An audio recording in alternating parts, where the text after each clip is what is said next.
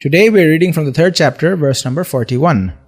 Tasmat tvam indriyanyado niyamya bharatarshabha papamanam prajayenam jnana vijnana nashanam. Translation. Therefore, O Arjuna, best of the Bharatas, in the very beginning, curb this great symbol of sin, which is lust, by regulating the senses, and slay this destroyer of knowledge and self-realization.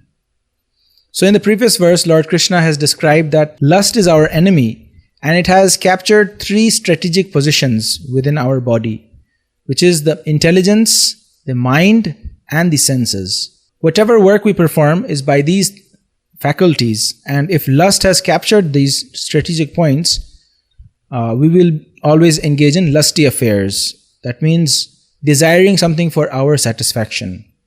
So Lord Krishna is telling that this is our eternal enemy. Lust is this desire to satisfy ourselves rather than serving Lord Krishna. Here Lord Krishna is warning Arjuna that, O Arjuna, in the very beginning, you have to first of all get free from this lust. You have to remove this lust from the mind, the intelligence, and the senses. Otherwise, even if we perform yoga but don't become free from this lust, then at any stage, our mind or our intelligence being contaminated by lust can drag us down, and we lose all the result of our yoga. So it is such a great enemy, or is such a powerful enemy, which should not be left to be dealt with later. As soon as possible, we should try to control our senses, control our mind, and purify our intelligence by reading Bhagavad Gita, by accepting a spiritual master and following his instructions, and by always engaging in serving Krishna, keeping our senses and mind busy in serving Lord Krishna. The interesting point here is that even it can destroy our self-realization. That means even if we have already attained the stage of self-realization where we realize, where we experience that I am not this body and I am something much higher, I am the Atma, I am the soul, and this is my relation with God, this is my spiritual identity, and we also experience the happiness, the joy of spirituality.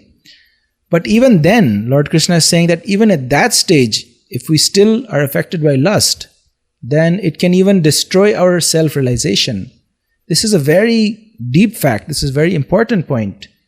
We have heard of many yogis or many practitioners who have reached a very elevated stage, but who have then fallen down also. And this is the only reason that they couldn't have purified their mind, intelligence, and senses yet. They still had some tinge of lust within their existence.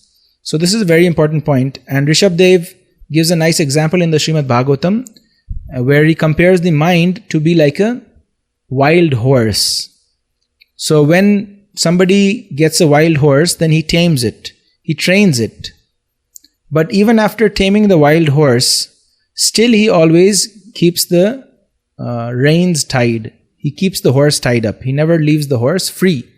Because as soon as you free the horse, even if it is a tamed horse, then immediately it will again break free and try to run away.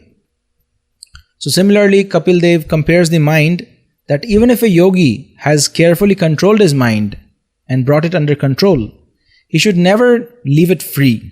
He should always keep the mind under his control, because just like a wild horse, even if tamed, if he's let free, then he will again try to run away. So this verse is a very important verse, which Lord Krishna is saying, Adau. Adau means in the very beginning.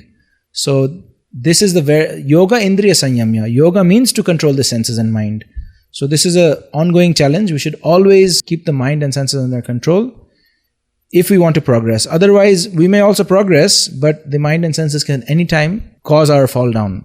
So this is a very important point which should be contemplated.